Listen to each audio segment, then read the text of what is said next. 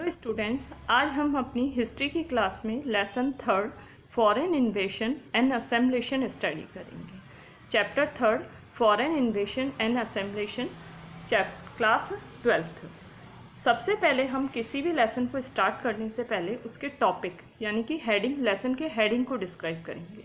First है हमारा foreign invasion and assimilation. Foreign invasion, invasion का मतलब होता है, मीन्स होता है अटैक करना, कि फॉरेन जो इन्वेडर्स आए थे, अटैकर्स आए थे, उन्होंने हमारे इंडिया पे अटैक किया था।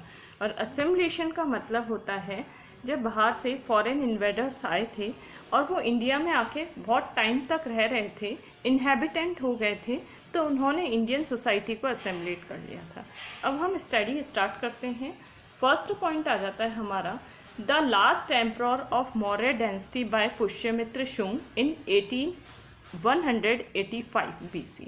Last Maurya dynasty emperor of Maurya dynasty by Pushyamitra Shunga in 185। Pushyamitra Shunga ने शुंग डायनेस्टी को एस्टेब्लिश किया था मौर्य डायनेस्टी के बाद में।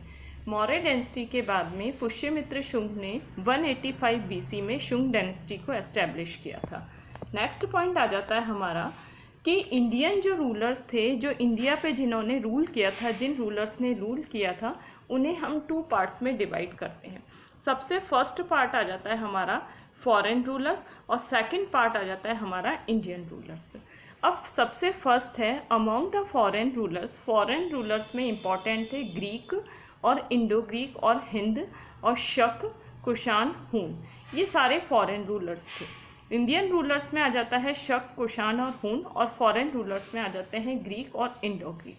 फिर नेक्स्ट हमारा आ जाता है were prominent Indian rulers mainly Shunga dynasty, Karna dynasty, Chedi dynasty and Satavahana dynasty. जो इंडियन रूलर्स थे उनमें थे Shunga dynasty, Karna dynasty, Chedi dynasty और सातवाहन डायनेस्टी। नेक्स्ट टॉपिक आ जाता है हमारा, सबसे फर्स्ट पॉइंट है Maurya kingdom was decline, there were regular foreign attacks, on the other hand many Indian kings were struggling for their existence. जब मौर्य किंगडम पूरी तरह से डिक्लाइन हो गया था तो बहुत सारे किंगडम अपनी आइडेंटिफाई को सेव करने के लिए एक दूसरे पे अटैक कर रहे थे। अब हमारा नेक्स्ट पॉइंट आ जाता है कि source of information. Modern ruler जब डिक्लाइन हुआ था तो उससे रिलेटेड, हमें हिस्ट्री से रिलेटेड कौन से ऐसे सोर्स हैं जो हमें हिस्टोरिकल एविडेंस के प्रूफ में मिले हैं। सबसे फर्स्ट पॉइंट है to know about the period after the defeat of Mauryans. Mauryans के डिफीट होने के बाद मौर्यंस किस तरीके से डिफीट हुए थे, ये हमें गार्गी संहिता में, महाभाष्य ऑफ पातंजलि ने महाभाष्य रॉट किया था, दिव्यावदान, मालविकाग्निमित्रम कालिदास का प्ले था, हर्षचरित्र ऑफ बाणभट्ट का हर्षचरित्र प्ले था, राजतरंगिणी ऑफ हिस्टोरियन कल्हण ने राजतरंगिणी लिखी थी, जो कि हिस्टोरिकल एविडेंस हमें बताते हैं। नेक्स्ट हमारा पॉइंट आ जाता है पोइट अश्वघोष ऑफ कनिष्क। कनिष्क के टाइम में अश्वघोष एक कोर्ट पोइट था जिसने संस्कृत में कंपोजिशंस रॉट की थी।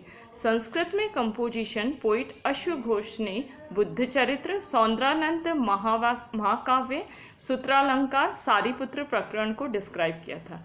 नागार्जुन को हम शून्यवाद का प्रोपाउंडर कहते हैं। नागार्जुन को सेकंड आइंस्टाइन भी कहते हैं और शून्यवाद को प्रोपाउंड करने वाला भी बताते हैं। प्रोपाउंडर इट मीन शून्यवाद को फैलाने वाला भी बताते हैं। अब हमारा नेक्स्ट पॉइंट आ जाता है चरक संहिता ऑफ महर्षि चरक। चरक संहिता चरक ने रॉट की थी। Chinese traveller text and the travel Q of the Chinese traveller. बहुत सारे चाइनीज ट्रैवलर हमारे इंडिया में आए थे। उन्होंने ये बताया था कि इंडिया की सोसाइटी और कल्चर डाइवर्सिटी किस तरीके से है। चाइनीज ट्रैवलर थे हिंसा, तिब्बतियन हिस्टोरियन थे Taranath, Buddhist intellectual Vasumitra and Buddhist literature. सबसे स्टूडेंट ये आपके एग्जाम में आ सकता है, describe the right term of Tripitaka. Tripitaka it means है विनय पीटक, सुत पीटक और अभिधम पीटक। नेक्स्ट हमारा पॉइंट आ जाता है Greek इन्वेशन and the political condition of India. जब इंडिया में ग्रीक आए थे, ग्रीक्स का अटैक हुआ था, तो उस टाइम में इंडिया की पॉलिटिकल कंडीशन क्या थी। सबसे फर्स्ट हमारा आ जाता है whole north west region of India was divided into small state. पूरा जो नॉर्थ और वेस्ट रीजन था वो छोटे छोटे पार्ट्स में डिवाइड था। Gandhara in the north of Kabul, Kabul के नॉर्थ में गांधार थे, गांधार ने अपना एस्टेब्लिशमेंट किया था। And Paurav in the mid of the Jhelum and Chenab, Paurav का जो रूलर था वो झेलम और चिनाब रिवर के आसपास सिचुएटेड था। Takshashila in the region of Rawalpindi and Peshawar, Peshawar और रावलपिंडी के रीजन था Takshashila. North western region of India, India के नॉर्थ वेस्टर्न रीजन में some of them were republic and some were under monarchy rule. India का जो नॉर्थ वेस्टर्न रीजन था उसमें कुछ स्टेट तो रिपब्लिक थे और कुछ स्टेट थे मोनार्कियल। रिपब्लिक इट मीन्स होता है ऑन कॉन्स्टिट्यूशन एंड मोनार्कियल मतलब होता है 1% पावर। अब है हमारा next, after defeating the ruler of Persia in the battle of Arabia in the 331 BC, 331 BC में पर्शिया का बैटल हुआ था, पर्शिया के रूलर का बैटल हुआ था, Arabia battle. King of Macedonia Alexander move towards India in such political condition, जो Macedonia का रूलर था अलेक्जेंडर वो इंडिया की तरफ आगे आया। अब सबसे पहले स्टूडेंट्स ये चीज़ है, एक चीज़ ये ध्यान में रखने की है कि अलेक्जेंडर जब इंडिया में आया था तो वो इंडिया में आने से पहले वापस लौटना चाह रहा था, क्योंकि इंडिया के जो रूलर्स थे वो बहुत ज़्यादा करेज थे, ब्रेव थे। लेकिन उन्हें इंडिया में वेलकम किया था शशिगुप्त और तक्षशिला के रूलर आम्भी ने। तक्षशिला के रूलर आम्भी ने और शशिगुप्त ने इंडिया में के लिए इंडिया पे अटैक करने के लिए अलेक्जेंडर का वेलकम किया था। नेक्स्ट, अभी हम स्टडी कर रहे थे कि जब ग्रीक इन्वेशन हुआ था, जब ग्रीक्स इंडिया में आए थे तो इंडिया की पॉलिटिकल सिचुएशन क्या थी। अब नेक्स्ट पॉइंट आ जाता है हमारा entry of Alexander in India. India में अलेक्जेंडर की एंट्री हुई थी। Alexander entered India Kabul valley, Alexander India में एंटर हुआ था काबुल वैली की तरफ से, काबुल के रास्ते से। ही फर्स्टली कॉन्कर्ड हवेली एंड पाश, उसने सबसे पहले हवेली और पाश पे अटैक किया था। And then crossed Hindu Kush, और फिर बाद में हिंदू कुश को क्रॉस किया था, हिंदू कुश माउंटेन को क्रॉस किया था। वेयर शशिगुप्त वेलकम है, जहाँ पे शशिगुप्त जो एक इंडियन रूलर था वो अलेक्जेंडर का वेलकम कर रहा था। From here he divided his army into 2 parts, यहाँ पे जहाँ पे शशिगुप्त अलेक्जेंडर का वेलकम कर रहा था वहाँ पे हिंदू कुश के पास में अलेक्जेंडर ने अपनी आर्मी को 2 पार्ट्स में डिवाइड किया था। नेक्स्ट हमारा आ जाता है टॉपिक, सबसे फर्स्ट है Alexander didn't reach India. Alexander जब इंडिया पहुँच नहीं पा रहा था, पहुँचा नहीं था, but the Takshashila ruler Ambhi sent an invitation. Alexander जब इंडिया में आया नहीं था उससे पहले वो डर गया था, जो इंडिया के जो रूलर्स थे उनके करेज को देख कर डर गया था, उसे लग रहा था कि इंडिया पे अटैक करना इम्पॉसिबल है। लेकिन जो तक्षशिला का रूलर था आम्भी, उसने इंडिया पे अटैक के लिए अलेक्जेंडर को इनवाइट किया था। नेक्स्ट हमारा पॉइंट आ जाता है, नेक्स्ट टॉपिक आ जाता है, सबसे फर्स्ट हमारा आ जाता है कि resistance of the king Porus. Alexander India में आया था तो अलेक्जेंडर का सबसे पहला बैटल किसके साथ हुआ था। अलेक्जेंडर जब इंडिया में आया था तो अलेक्जेंडर का सबसे पहला बैटल पौरव के साथ हुआ था। पौरव के साथ हुआ था, state situated between Jhelum and Chenab river. Paurav का जो रूल था वो झेलम और चिनाब रिवर के आसपास सिचुएटेड था। King of Takshashila also wanted this because of old hostility.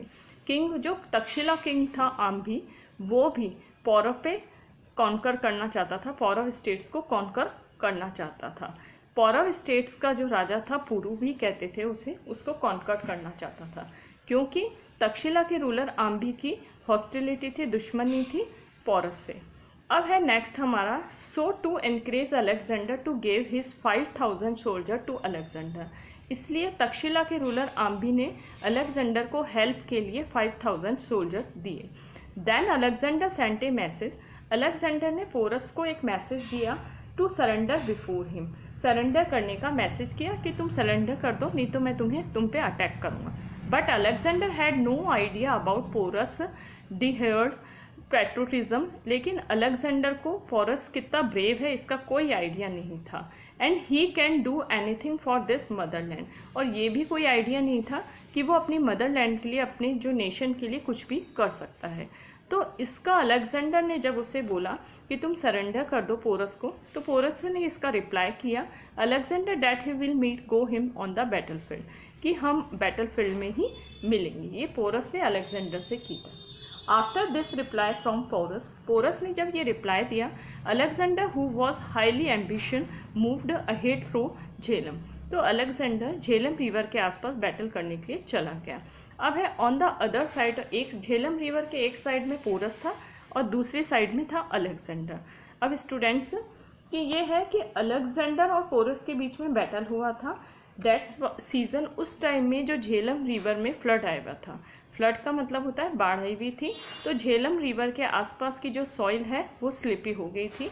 और एक रीज़न, सबसे फर्स्ट रीज़न तो ये है पोरस के डिफीट होने का।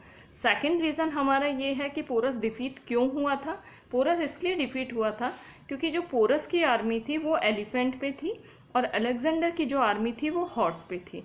पोरस की आर्मी एलिफेंट पे होने के रीज़न से जो स्लिपी मड था उसमें बार बार स्लिप हो रही थी और जो आर्मी के जो एलिफेंट्स थे वो अपनी ही आर्मी को क्रश कर रहे थे।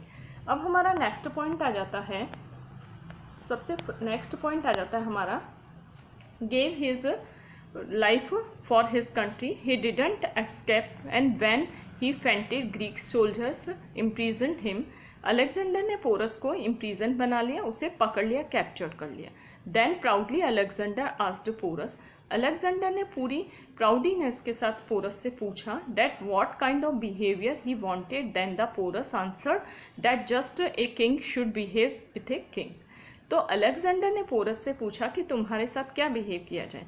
तो पोरस ने आंसर दिया कि जो एक किंग दूसरे किंग के साथ करता है वैसे ही तुम मेरे साथ ये करो, मेरे साथ बिहेव करो। फिर नेक्स्ट है हमारा कि अलेक्जेंडर ने, ये स्टूडेंट्स ये फेमस है कि अलेक्जेंडर की एक डिप्लोमेटिक पॉलिसी थी कि उसने पोरस को कैप्चर करके इम्प्रीजन नहीं किया था। वो इसलिए नहीं किया था क्योंकि अलेक्जेंडर पोरस की करेजियस पर्सन, उसे जानता था कि वो एक करेजियस पर्सन है। इस बेस पे उसने पोरस को डिफीट करके उसको फ्री कर दिया था। क्यों? क्योंकि वो अलेक्जेंडर पोरस को इन फ्यूचर एनिमी नहीं बनाना चाहता था। अब हमारा नेक्स्ट पॉइंट आ जाता है local resistance for Alexander army, कि अलेक्जेंडर की आर्मी थी वो, अलेक्जेंडर वर्ल्ड विक्ट्री का ड्रीम देख रहा था, लेकिन वर्ल्ड विक्ट्री का ड्रीम देखने के कारण ऐसा क्या रीज़न हुआ कि अलेक्जेंडर वापस लौट गया अपने यूनान ग्रीक स्टेट में। अलेक्जेंडर के जो सोल्जर्स थे वो बीमार हो गए थे, काफ़ी लंबे टाइम से बैटल कर रहे थे, सिक हो गए थे, बीमार हो गए थे। और उसके सोल्जर और अलेक्जेंडर ये जानता था कि इंडियन रूलर्स बहुत करेज हैं और उनके साथ फाइट नहीं की जा सकती ज़्यादा टाइम तक। स्टूडेंट्स हमने ये अपने फर्स्ट क्लास में हमने क्लास 12th का lesson 3 Greek invasion, foreign invasion and assimilation study किया था, का फर्स्ट पार्ट स्टडी किया था अपनी फर्स्ट क्लास में। अब हम अपनी नेक्स्ट क्लास में इसका रेस्ट पार्ट स्टडी करेंगे।